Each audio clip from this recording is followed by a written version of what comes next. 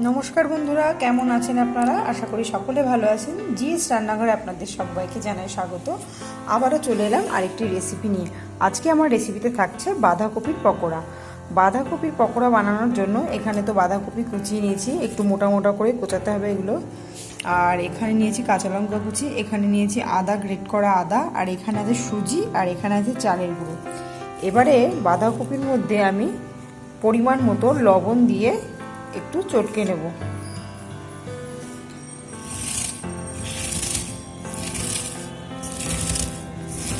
এটা অনেকটা দেখাচ্ছে, লবণ দিয়ে চটকানোর ফলে কিন্তু এতটা লাগবে না, তখন কিন্তু এটা কমে যাবে।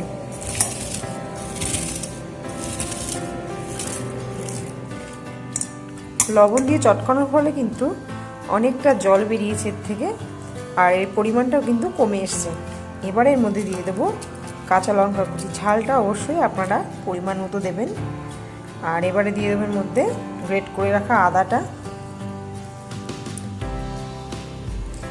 আর দিয়ে দিচ্ছি সুজি, আর দিয়ে দেবো চালের গুঁড়ো পরিমাণ মতন, আর দিয়ে দেবো কালো জিরে, আর লবণ তো আমি আগেই দিয়ে দিয়েছি। এবারে সব কিছু একসঙ্গে মিশিয়ে আবারও চটকে নেব হাতের সাহায্যে।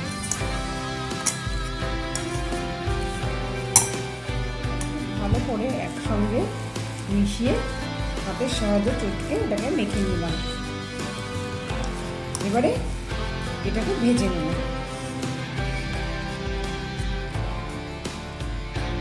পকোড়াগুলো ভাজার জন্য কড়াইতে আমি সাদা তেল দিয়ে দিয়েছি, তেলটা গরম হয়ে গেছে। এবারে একে একে পকোড়াগুলোকে ভেজে নেব।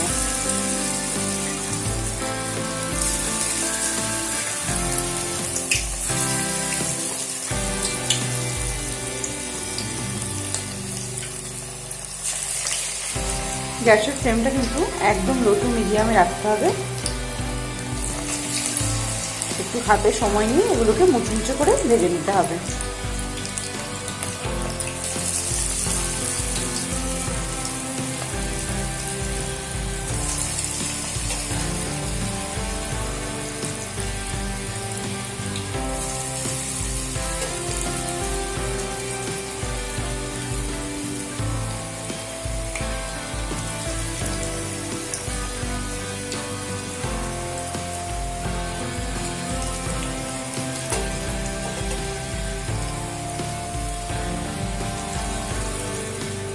ফিরে এলাম কিছুক্ষণ পর।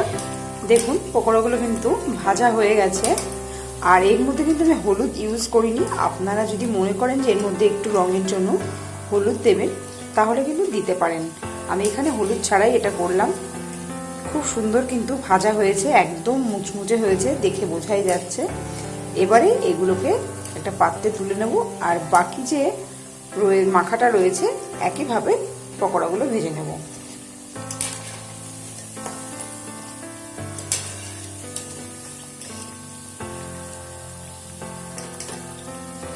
বাঁধাকপির পকোড়া কিন্তু একদম রেডি। সন্ধ্যাবেলা পরিবারের সঙ্গে সবাই মিলে একসঙ্গে চায়ের কাপে চুমুক দিতে দিতে যদি এই রকম বাঁধাকপির পকোড়া থাকে, তাহলে কিন্তু সন্ধেটা বেশ জমে যায়। তো বন্ধুরা, খুব কম সময়ে আপনারাও কিন্তু বাড়িতে ঝটপট বানিয়ে ফেলতে পারেন এই বাঁধাকপির পকোড়া। খেতে দারুণ, খুব সুস্বাদু হয়। আর ভিডিওটি কেমন লাগলো আপনারা অবশ্যই জানাবেন। ভিডিওটি ভালো লাগলে লাইক, শেয়ার, কমেন্ট করতে ভুলবেন না। আজকের মতো শেষ করছি এখানেই। ভালো থাকবেন, সুস্থ থাকবেন, ধন্যবাদ।